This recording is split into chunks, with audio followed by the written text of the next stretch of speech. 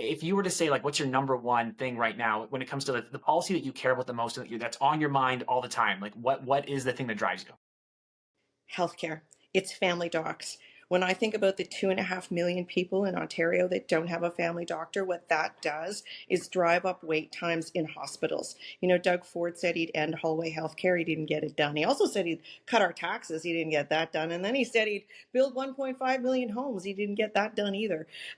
Seriously, the most important thing for me is ensure that we get the basics right here in Ontario, because you can't even grow the economy until we know we have adequate health care, right? That people have housing that they can afford, that we don't have gridlock and congestion on our streets. You can't bring in investment and grow businesses if you don't get the fundamentals right. And so for me, it's the fundamentals. It's about everyone having a family doctor. And that's our number one promise. In addition to building capacity, hiring more doctors, nurses, PSWs, and paying them properly. And I'll say the third pillar of that is mental health care. And I firmly believe, because of my history, that mental health should be covered under OHIP. It should be covered under Medicare.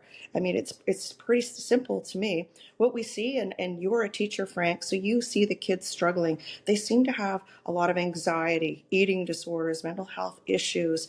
Suicide rate is so high, particularly in some of the more remote northern communities.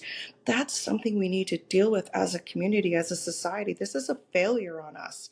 And so we want to ensure that everyone has the mental health help that they need.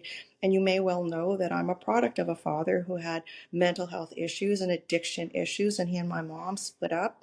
And as a result, I was raised by my grandparents and my mom in a rooming house in the High Park area in Toronto. And I didn't see him for 40 years of my life. And then one day, I got a call from the Seton House that he was failing and he wanted to see me. And I didn't even know he was there. And I really thank the Seton House.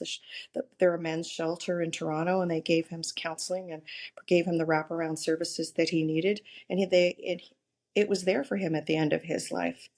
And so we need more of that supportive housing for our homeless people who need that kind of housing, with the wraparound services that they need. Because I mean, I think we probably both know people who have functioning addiction issues, and they want help, but they can't get it. You know, either they can't afford it or there are long wait times in the public facilities. So we've got to ensure that everyone who wants treatment because they have an addiction has access to it.